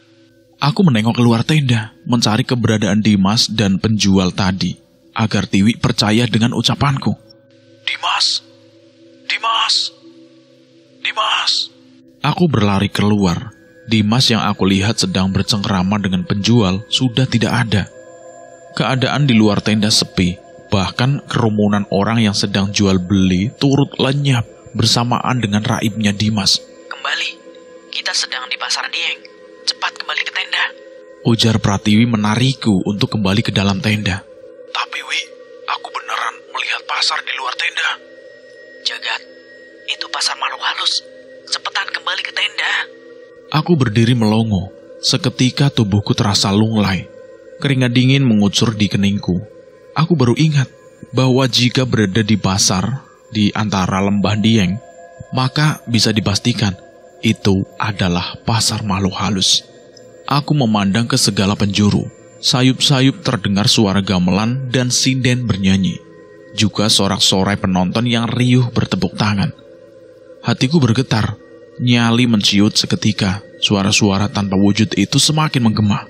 Jagat, cepat masuk tenda. Pratiwi menarik lenganku sekuat tenaga hingga tubuhku turut terhempas masuk ke dalam tenda, menimpa tubuh Eva yang tengah tertidur pulas. Nafasku tersengal-sengal. Dingin malam yang begitu menusuk tulang seolah tak membuat keringat dingin mengucur deras dari dahi ke leherku. Lihat aku, lihat. Tarik nafas dalam-dalam. Perintah Pratiwi. Tangannya memegang erat pipiku agar menatap ke arahnya. Kita harus mencari Dimas. Mungkin dia berada dalam pertunjukan itu. Tanpa sadar aku masih mengoceh berkali-kali. Aku coba melepaskan diri dari eratan tangan Pratiwi. Jagat, istighfar. Seru perempuan pendaki gunung ini. Dang, dang, dang. Suara alat musik gong terdengar begitu hebat. Gaungnya itu seolah merontokkan sendi-sendi dalam tubuhku. Eva yang terbangun terlihat amat takut. Beberapa kali mulutnya bergumam membaca istighfar untukku. Sesaat aku merasa amat lemes. Mataku begitu berat hingga tak mampu lagi mata ini terbuka. Bersamaan dengan suara-suara itu, suara aneh di luar tenda perlahan lenyap tidak terdengar. Aku berjalan seorang diri pada jalanan terjal yang gelap dan sepi. Di ujung jalan terlihat cahaya berpendar seperti nyala puluhan obor. Aku memacu langkahku agar segera tiba di tempat dengan cahaya yang terang itu. Suara sorak-sorai begitu riuh. Aku tiba pada sebuah tempat di mana pergelaran seni jaipong sedang berlangsung. 3 orang penari cantik sedang meliuk-liuk, tubuhnya mengikuti hentakan suara gendang dan gamelan. Baju 3 penari itu berwarna hijau, merah, dan coklat, dengan selendang berwarna kuning keemasan. Aku kian mendekat menyaksikan gegap gembita alunan lagu, turut berjebul di antara puluhan penonton yang membanjiri tanah lapang itu. Beberapa saat kemudian, 3 penari tersebut menghampiri 3 orang pria. 2 di antaranya adalah Dimas dan Arya. Mereka semua adalah rekanku yang turut serta dalam pendakian gunung ini. Tapi entah kenapa, perasaan cemas muncul begitu dahsyat saat penari berbaju hijau menarik Dimas dengan selendangnya. Dimas terlihat tertawa senang. Beberapa kali ia melambaikan tangannya ke arah penonton lain. Aku maju, menyeruak di antara penonton agar bisa mendekat dengan Dimas yang sedang asik menari jaipong. Dimas, Dimas, lekas kemari, ikutlah denganku, ucapku pada Dimas. Ia hanya memandang ke arahku dengan tersenyum, lalu kembali menyibukkan diri dengan penari yang ada di hadapannya. Dimas, hei. Seketika aku menendang tubuh Dimas sekuat tenaga, membuat tubuh Dimas terpental jatuh. Ia bangkit dan kembali menari, seolah tendangan dariku itu tidak ia rasakan. Aku mundur beberapa langkah, mengambil posisi untuk melancarkan tendangan kedua kalinya, berharap Dimas terpisah dari tarian itu. Brak! Pada tendangan kedua, Dimas terpental hebat. Ia tampak memegangi dada lalu menatap tajam ke arahku. Jagat, tolong aku, bawa aku pergi dari sini, ucap Dimas sambil meringis menahan rasa sakit. Mendengar ia seperti tersadar, aku segera bangkit untuk memapahnya pergi. Tapi sayangnya, puluhan penonton dengan baju kuno seolah menghalangi niatku untuk meraih tangan Dimas. Mereka mendorongku sekuat tenaga hingga berhasil membuatku terjatuh dari pertunjukan. Dimas, ayo pulang, ayo. Pekiku sekuat tenaga, meski pada akhirnya hal itu sia-sia. Dimas tenggelam dan larut dalam dekapan sinden jaipong. Dari kejauhan aku melihat wajahnya terlihat pucat pasi, bagai mayat. Tubuhnya tidak lagi bertenaga. Ia tergelepar di tanah lapang, memandang sayup derap kaki para penari. Tiba-tiba, nafasku tersengal. Sebuah kekecewaan terasa amat menyiksa. Harusnya aku bisa membawanya pergi. Dimas, maafkan aku. Air mataku menitik, rasa penyesalan tidak bisa aku kendalikan. Aku terbangun dari mimpi buruk saat tertidur beberapa jam lalu. Eva dan Pratiwi yang duduk di hadapanku mencoba menenangkan, meski mereka tahu bahwa mimpiku adalah pertanda sesuatu. Fajar menyingsing di punggung Gunung Lawu. Secerah cahaya berwarna orange terlihat di ufuk langit timur. Mimpi itu terasa amat nyata. Hingga saat aku terbangun, aku bisa mengenali beberapa jalan untuk sampai pada titik di mana aku berjumpa dengan Dimas. Tak ada bekal makanan yang tersisa. Kami bangkit untuk melanjutkan perjalanan pulang. Lewat sini. Aku mengajak Eva dan Pratiwi untuk lewat jalan itu. Aku berhenti di suatu tempat. Ini seperti yang ada dalam mimpiku. Aku berdiri memandang sesuatu titik yang aku kenali sebagai tempat para penari menawan Dimas. Meski sempat ragu, Akhirnya langkah kakiku menuju pada sebuah sisi jurang berbatu.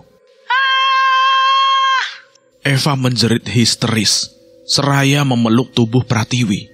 Tangannya menunjuk pada satu pohon besar yang tidak jauh dari tempat kami berdiri. Benar saja, sosok tubuh terjepit di antara dahan dan belukar di sisi tebing. Kami segera mendekati tubuh yang telah tidak bernyawa itu, yang merupakan mayat Dimas. Tubuhnya mulai kaku, mulut menganga, di lehernya terjerat sebuah selendang berwarna kuning keemasan. Tubuhku lunglai seketika. Mimpi yang aku alami semalam ternyata adalah sebuah firasat buruk. Dimas tewas dengan kondisi memprihatinkan. Lehernya seperti dicekik dengan selendang. Kami bertiga hanya bisa tertunduk, tak tahu apa yang harus kami lakukan pada mayat teman kami itu. Kami berjalan menjauh dari tempat itu, meski beberapa kali tetap menoleh pada mayat Dimas, yang seolah meminta diajak pulang. Kami terus melanjutkan perjalanan, menyusuri jalan yang terjal, dengan sisa tenaga yang kami miliki. Beruntung, kami menemukan sebuah sumber mata air yang mengalir jernih. Kami berhenti untuk minum sepuasnya. Kami duduk melepas lelah, tak ada kata-kata keluar dari bibir kami bertiga. Hanya saja jika dalam beberapa jam ke depan tidak menemukan sumber makanan, mungkin kami akan binasa di gunung ini. Pratiwi dan Eva mengambil air secukupnya untuk kami bawa sebagai bekal menuruni bukit ini. Hanya air tanpa makanan. Jika dalam beberapa jam kami tiba di hutan, mungkin kami masih bisa bertahan dengan makanan umbi-umbian atau buah. Tapi jika kami masih berperangkap di jalan terjal berbatu, maka hanya menunggu keajaiban untuk bisa selamat. Eva, apa yang terjadi saat kita berpisah? Eva hanya diam, memandang bukit terjal yang kami lalui. Perempuan itu sepertinya enggan untuk menjawab. Eva berhenti dan duduk pada sebuah batang pohon yang rebah. Dia memandang ke arah Pratiwi, dan aku bergantian. Sejenak ia hanya menarik nafas dalam-dalam. Saat itu, hujan deras memisahkan kami dan rombongan. Aku, Dimas, Catur, Arya, Bahtiar, Ana, dan Sofia memutuskan berhenti pada sebuah tempat di sebuah pos. Hujan deras kala itu memutus jalur yang kita lalui. Suara Eva berlahan, lalu kembali diam. Saat berteduh, Ana dan Catur memisahkan diri. Bahtiar memergoki mereka berjumpu di belakang pos. Bahtiar begitu marah. Aku masih memaklumi karena Bahtiar adalah mantan kekasih Ana. Tetapi bukan itu yang menjadi pemicu musibah ini. Beberapa berselang, Catur kembali berulah. Dia dengan sengaja mengencingi sebuah gundukan tanah seperti makam dengan nisan batu. Catur memaki tiada henti. Ia menganggap mendaki gunung adalah perbuatan konyol. Saat kemarahannya memuncak, Catur merusak nisan makam itu dan membuang batu nisan itu ke bawah tebing. Hujan yang kami harap segera reda justru semakin deras. Tak tahan melihat kegaduhan dua rekan kami, memilih memisahkan diri dengan menerobos hujan deras. Iya, Sofia dan Arya meninggalkan kami, hingga kami hanya tersisa 5 orang. Awalnya kami mengira semua akan baik-baik saja. Ketika hujan reda, hingga kami melanjutkan perjalanan kembali. Entah beberapa lama kami berjalan, justru kami seolah berputar-putar pada tempat yang sama. Kami lalu kelelahan.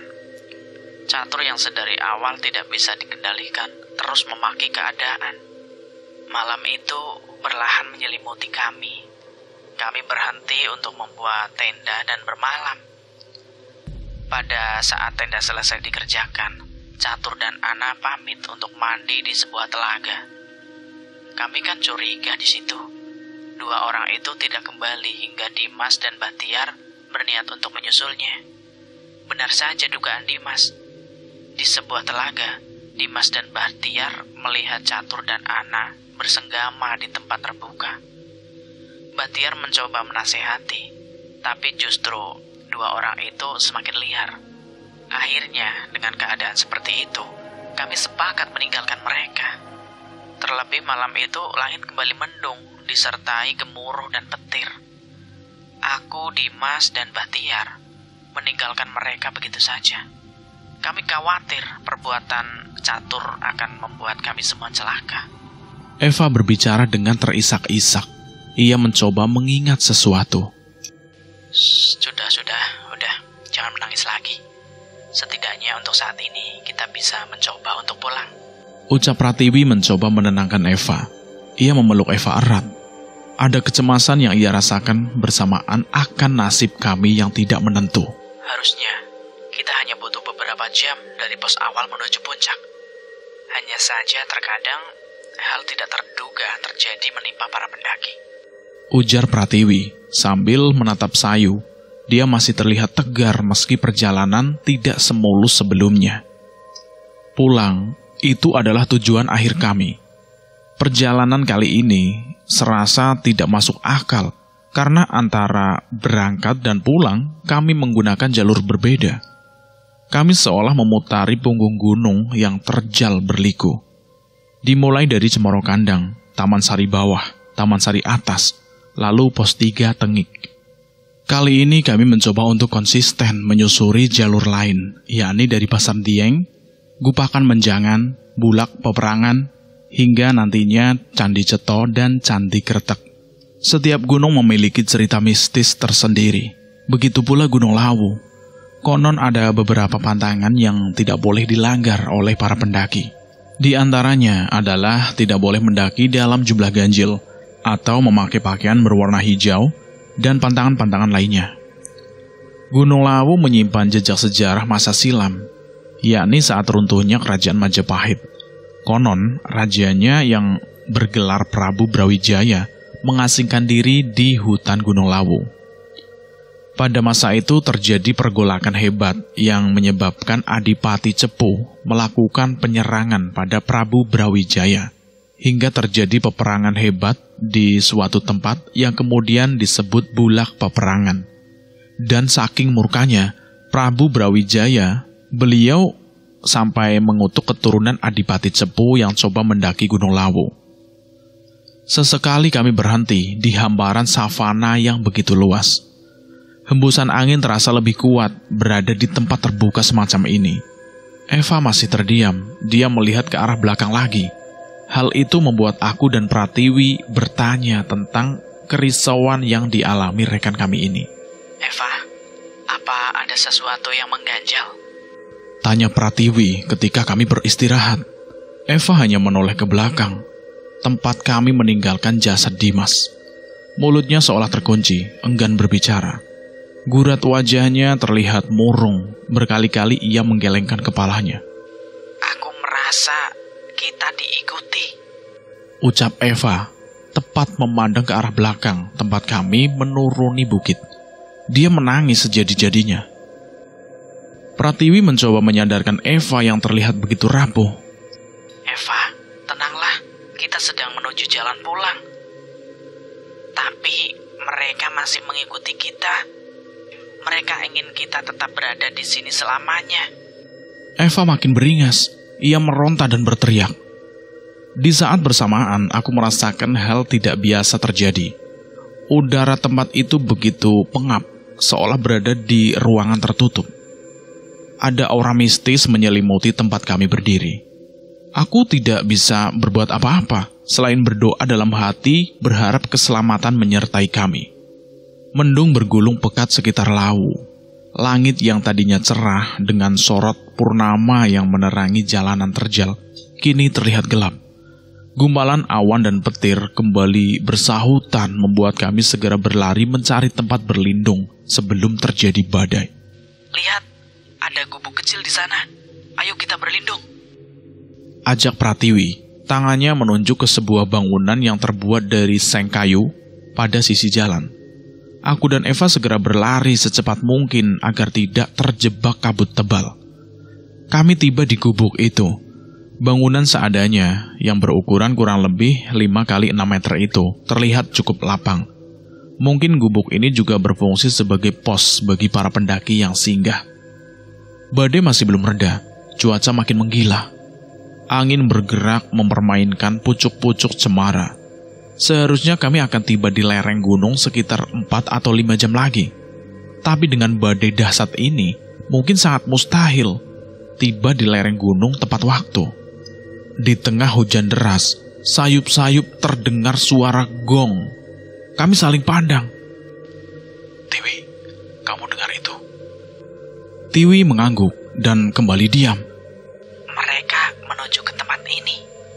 Eva yang tadinya sudah mulai tenang, kini kembali gusar. Mimik wajahnya terlihat amat takut. Siapa? Siapa yang kamu maksud, Eva? Mereka ingin kita tetap di sini bersama mereka. Kita akan mati. Setelah itu aku langsung mundur, menjauh dari Eva. Aku ingin menganggap ucapannya itu adalah ancaman, tetapi beberapa hal ganjil pun juga aku rasakan. Tidak mungkin. Kita pasti bisa keluar dari sini, Eva. Aku bergantian memandang Pratiwi yang bersandar di sudut gubuk. Dia tampak terduduk seolah menyembunyikan sesuatu. Tiwi. Aku larut dalam suasana itu, bingung dan takut jadi satu. Benar, Eva benar. Kita tidak akan pernah bisa pulang. Ada keanehan sedang berlangsung. Malam ini terasa begitu panjang. Ayo, jangan menyerah. Kita pasti bisa keluar dari sini. Aku berjalan menjauh dari Pratiwi dan Eva. Teringat beberapa hal yang terlihat sangat aneh di mana aku bertemu dengan pendaki gunung lain. Mereka seolah acuh tanpa menghiraukan keberadaanku. Belum lagi soal perjalanan kami yang seperti tidak ada ujungnya. Kami terus mengitari bukit ini tanpa menemukan titik jalur untuk pulang. Bingung dan tak tahu harus berbuat apa. Kami hanya duduk sepanjang waktu. Hingga dirasa kabut mulai lenyap, kami memutuskan untuk melanjutkan. Aku tak pernah menyangka bahwa pendakian Gunung Lawu akan seseram ini. Dari kejauhan tanpa sengaja, pandangan kami tertuju pada ujung jalan. Tampak serombongan orang berjalan. Kami merasa sedikit tenang, karena akhirnya kami akan bertemu pendaki lain. Jarak kami dengan mereka mungkin sekitar 300 meter. Tak cukup jauh jika kami mempercepat langkah, mungkin akan segera menyusul mereka. Woi, tunggu! Aku berteriak sekuat tenaga. Mereka terus berjalan tanpa menghiraukan kami. Mungkin hembusan angin membuat suaraku terhalang ke mereka. Aku terus berteriak dan berlari hingga kami benar-benar berada sangat dekat dengan mereka. Tiba-tiba, Pratiwi berhenti. Ia menarik tanganku agar tidak terus mengikuti orang-orang itu. Jagat, mari kita menjauh. Sepertinya mereka... Pratiwi diam. Seseorang dari mereka menoleh ke arah kami. Wah, aku terkejut, nyaris terjungkal. Sebuah rombongan mengerikan ada di hadapanku. Serombongan orang yang kusangka pendaki itu ternyata sekumpulan makhluk-makhluk mengerikan. Wajah mereka pucat mengelupas dengan bagian tubuh yang sudah tidak utuh lagi. Aroma busuk menyebar menyeruak masuk menusuk hidung. Ayo cepat, kita pergi, cepat. Pratiwi berbalik arah dan berlari, diikuti aku dan Eva yang sama ketakutan dengannya. Jagat, mereka mengejar kita. Kita terus menoleh ke belakang, bahkan kami justru tidak sempat memperhatikan jalan yang kami lalui. Tiba-tiba, kami terperosok ke semak belukar. Tubuh kami menggelinding menuruni bukit terjal berbatu. Tulang dan sendi-sendi tubuhku seolah remuk, tidak beraturan, sakit sekali. Hingga beberapa lama berlangsung, akhirnya tubuh kami terpental ketika menghempas sesuatu yang keras di bawah sana. Pratiwi nampak menangis, memegangi dadanya. Dia berusaha berdiri namun terjatuh lagi. Begitu juga denganku yang justru kesulitan untuk bangkit. Aku hanya membuka mata tanpa bisa menggerakkan tubuhku. Tiba-tiba, suara derap langkah kaki terdengar di sekitar kami. Srek, srek, srek. Jagat, Pratiwi, Eva, Dimas, Arya, di mana kalian? Seru suara lainnya terus memanggil nama kami. Suara mereka menggema, tersirat entah dari mana asalnya. Mas Pandu, Jagat, bangunlah. Itu mereka mencari kita. Iya, itu suara Mas Pandu dan kawan-kawannya. Dengan tenaga yang tersisa, ia mencoba memberi jawaban. Tolong, tolong. Pekiknya suara Pratiwi menggema ke seluruh penjuru bukit. Aku yang tadinya masih kesulitan bangkit, berusaha menarik akar pohon agar tubuhku bisa duduk bersandar. Tolong, kami terjepit di antara lembah. Mataku tidak bisa memandang jelas karena tetesan darah dari kepala menghambat penglihatanku. Pratiwi terus saja meminta tolong. Pratiwi, Jagat, kalian di mana? Suara Mas Pandu diikuti suara lainnya terus menyeru. Hal itu berlangsung cukup lama, hingga kami benar-benar kehabisan tenaga untuk berteriak dan merangkak. Pratiwi yang makin lemah mencoba mengengsot ke arahku. Dia tersenyum. Aku tahu, ia mulai pasrah. Begitu pula dengan aku. Tak ada yang bisa aku lakukan selain berdoa dalam hati. Aku masih hidup dan cuma itu yang bisa aku lakukan untuk mengharapkan keselamatan. Mataku berlahan tertutup, merasakan pekat yang teramat sangat. Kepalaku terasa ringan, sepertinya aku akan menyusul Pratiwi yang sudah tidak berkutik beberapa menit yang lalu. Mati. Dengan mata yang terpejam, tak mampu melihat apapun. Telingaku masih terdengar suara-suara yang menyeru pada kami, meski pada akhirnya suara itu perlahan sirna dari indera pendengaranku.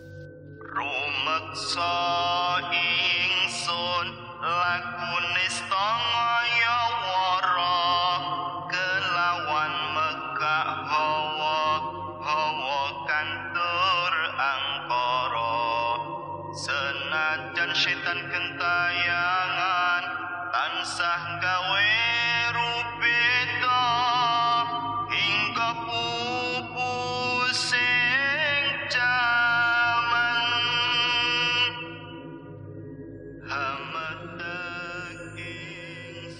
Samar aku dengar seseorang bersenandung. Entah bagaimana, tubuhku terasa amat ringan, hingga aku mampu berjalan mengikuti sumber suara orang bersenandung tersebut. Pratiwi yang tadinya terlihat berantakan dan kumal akibat terperosok di jurang denganku, kini tampak bersih, wangi, dan wajahnya seolah memancarkan cahaya.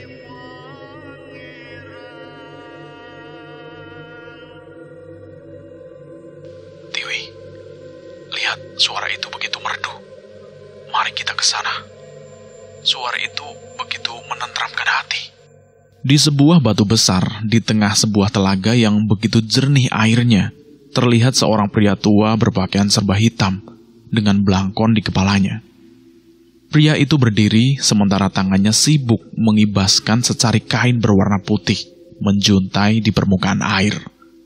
Tempat itu harum, terlihat sebaran bunga setaman, dupa dan menyan begitu banyak, juga sesaji di setiap sudut lokasi. Jagat, Pratiwi. Tak jauh dari pria tua itu, beberapa orang berteriak menyebut nama kami. Kali ini kami bisa melihat dengan jelas siapa saja mereka. Nampak Mas Pandu, Mbak Gendis, Purwanto, Aji, dan Ratri. Mereka adalah senior Mapala di kampusku. Sibuk bergerak ke sana kemari memeriksa tebing. Celah batu dan semak-semak belukar seperti mencari sesuatu. Itu mereka, ujar Mas Aji menunjuk ke satu arah. Hal itu membuat mereka semua berlarian menuju tempat yang ditunjukkan oleh Mas Aji tadi. Aneh, kenapa mereka tidak melihatku? Padahal aku hanya berjarak beberapa meter dari mereka. Tempat itu begitu ramai, tak hanya rekan Mapala saja. Beberapa warga dan semacam tim SAR terlihat menyebar ke segala penjuru. Perasaanku mulai tidak nyaman ketika Mas Pandu dan Mas Aji menuruni celah sempit di sebuah semak. Dengan bantuan tali tambang, beberapa orang menuruni celah itu, sedangkan yang lain memegangi tali.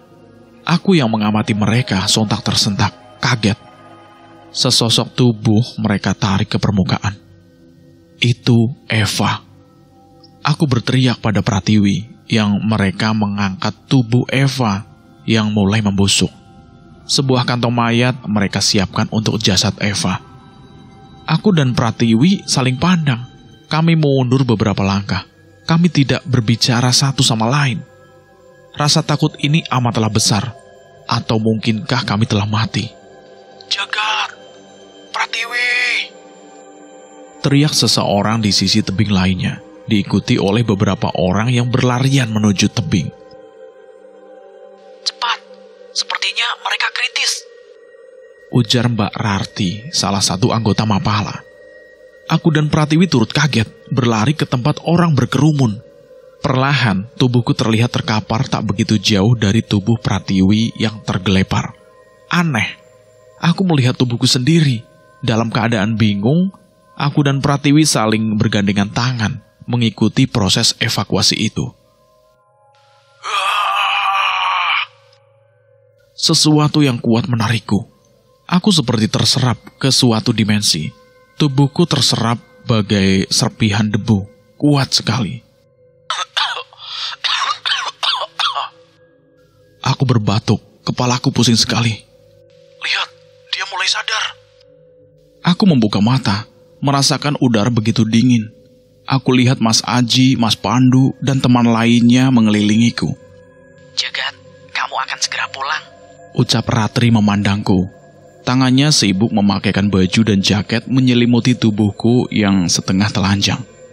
Sementara tak jauh dariku, tampak Pratiwi yang juga mulai siuman.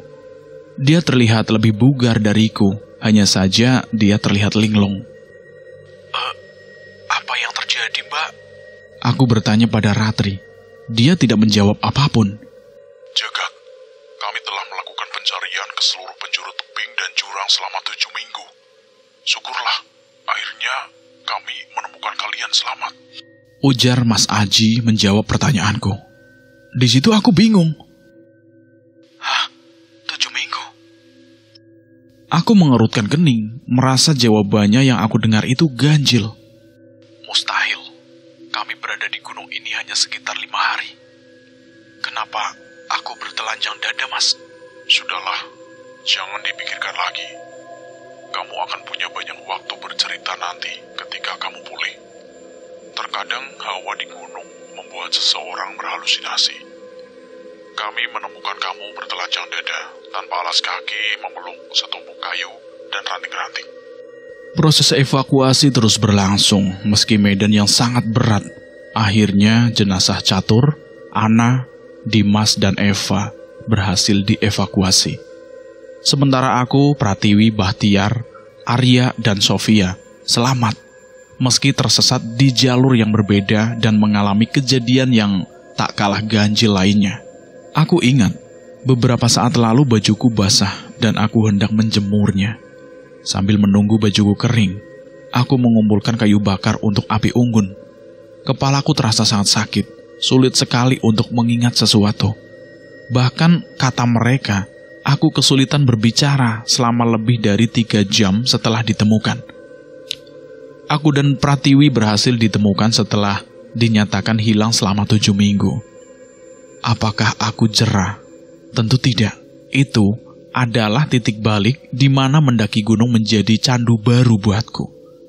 Selalu ada niat di hatiku menziarahi mereka yang telah hilang atau meninggal di gunung, ataupun sekedar datang untuk menyatu. Mengagumi karya Maha Agung dari Sang Pencipta. Pengalaman itu aku anggap sebagai hukuman yang setimpal. Karena jauh sebelum ini terjadi, aku selalu berpikiran negatif pada para pendaki. Orang-orang ini yang semula aku anggap sekumpulan orang yang tidak berguna, kini memiliki hubungan erat, bagai saudara bagiku.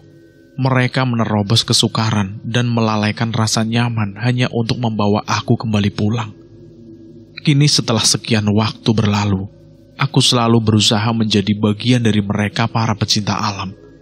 Berpetualang menjelajahi belantara dan pegunungan serta bukit lainnya. Cerita ini selesai, tamat sampai di sini. Terima kasih buat teman-teman yang sudah setia mendengarkan cerita ini.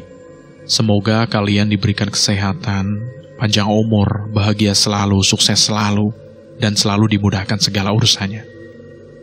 Terima kasih juga buat penulis cerita ini. Semoga kalian dalam keadaan sehat selalu. Terima kasih juga yang sudah mendukung channel ini, yang sudah komen dari mana saja, dari penjuru Jawa Tengah, Jawa Timur, Jawa Barat. Ada juga yang dari luar negeri. Terima kasih banyak. Terima kasih kalian sudah mendukung kami. Semoga kalian sukses selalu di sana, bahagia selalu dengan keluarga, dan selalu panjang umur, sehat selalu. Dan saya mohon maaf jika ada kesalahan kata. Saya pamit undur diri. Akhir kata, wassalamualaikum warahmatullahi wabarakatuh.